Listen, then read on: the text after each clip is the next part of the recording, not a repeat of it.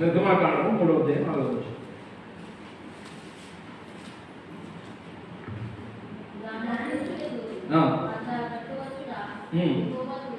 యెహోవా చూసెను, దేవుడు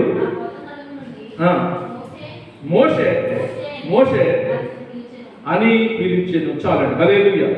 చూడండి ప్రియ దేవుని బిడ్డలారా, ఈ 240 చివరి భాగంలో ఏం జరిగిందంటే దేవుని యొక్క ప్రత్యక్షత మోషేకి దొరికింది. దేవుడికి స్తోత్రం కలుగును గాక.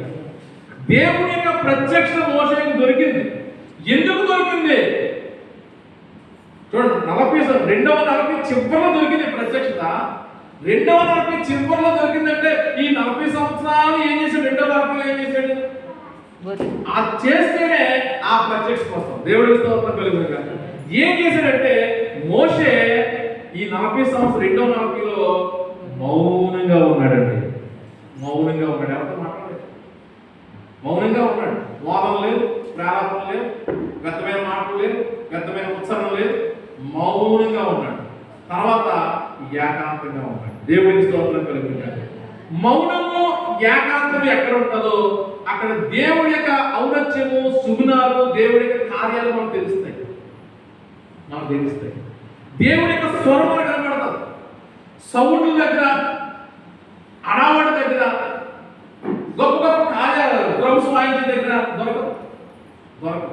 ఒక వ్యక్తి దేవుడు ప్రత్యక్షంలో వెళ్ళే ముందు ఏం చేయాలంటే దేవుని సన్నిధిలో ఏకాంతంగా గడపడం నేర్చుకోవాలి.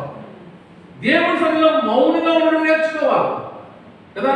ఆయన ఏమంటాడు? ఇదే యెహోవా వాక్కు. ఆయన సన్నిధిని అందరూ మౌనంగా ఉండాలంట. మౌనంగా ఉండాలంట. మౌనంగా ఉంటే మాట్లాడతాడు. నువ్వు మాట్లాడుతుంటే మాట్లాడు. ఏలియా మోకాళ్ళ మీద మొరపెట్టుకో ప్రార్థన చేస్తున్నాడు. వర్షం వస్తుంది. ముందు ఒకసారి చూశాడు, పనివాడిని పంపించాడు. ఎవరు కనపడుతుందా? మేఘం కనపడుతుంది. రెండోసారి చూశాడు, కనపడలేదు. మూడోసారి అది చేయంత మేఘం వచ్చింది. మోపైన వర్షం కురిసింది. దేవుడికి ఎలా? ఏకాంతంగా మౌనంగా ప్రభు సన్నిధిలో కనిపెట్టాడు. అంతకుముందు ఏం జరిగింది? అడవడం జరిగింది. డ్రమ్ములు కొట్టారు, పెద్ద సౌండ్లు చేశారు, బయలుదేరి ఆరాధించారు, పిలిచారు, రక్తాలు పోసేసుకున్నారు, పెద్ద కేకలేసారు, బలిపీఠం కట్టారు. రాలేదు, అడవుల్లో రాలేదు. తర్వాత మోషే ప్రార్థన చేశాడు, బలియార్పణ జరిగింది.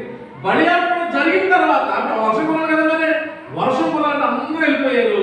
మోషే, ఏలియా ఒక్కడే పర్వతం మీద కూర్చొని మోకాళ్ళ మధ్య ఏకాంతంగా మౌనంగా ప్రార్థన చేస్తే దేవుడి యొక్క మెల్లని స్వరం పడింది. దేవుడికి స్తోత్రం కలుగును గాక. నీ జీవితం, నా జీవితం, దేవుడి నీ ఆలోచన చెప్పాలంటే దేవుడు నిన్ను గురించి ఆలోచన, నీ జీవితం గురించి ఒక ఆలోచన ఉందండి. నీ జీవితంలో ప్రణాళిక ఉందండి. ఏం చెయ్యాలో, ఎక్కడ చెయ్యాలో, ఎలా చెయ్యాలో నీకు తెలియాలంటే దేవుడి సన్నిధిలో ఏకాంతంగా మౌనంగా గడపడం నేర్చుకోవాలి. దేవుడికి స్తోత్రం కలుగును గాక. హల్లెలూయా. అపోస్తలుడైన పౌలు దమస్కీయుడు పడిపోయిన తర్వాత ప్రభువా ఎవరు అన్నాడు? నువ్వు హింసించున్నా యేసుని అన్నాడు. నువ్వు ఏం చెయ్యాలి? నీకు ఏం చేయాలో తెలియాలంటే ఈ మార్గంలో ఈ గుర్రాల శబ్దం, ఈ సైనికుల శబ్దం కాదా, నువ్వు యోధా ఇంటికి వెళ్ళిపోయి అక్కడ ప్రార్థన చేయాలి. అక్కడ యోధా వాళ్ళ ఇంటికి వెళ్ళిపోయి ఏకాంతంగా ప్రార్థన చేస్తే దేవుడు పౌలుకి ఏం చెప్పాలని చెప్తాడు. దేవుడి స్తోత్రం కలుగును. దేవుడి స్వరం వింటే నీ కుటుంబాన్ని ఎలా నడిపించుకోవాలని తెలుస్తుంది. దేవుడి స్వరం వింటే నీ జీవితాన్ని ఎలా ముందుకు నడిపించుకోవాలని తెలుస్తుంది. ఆయన మన కొరకు ఉద్దేశించిన సంగతులు మేలుకరమే కానీ హానికరములు కావాలి.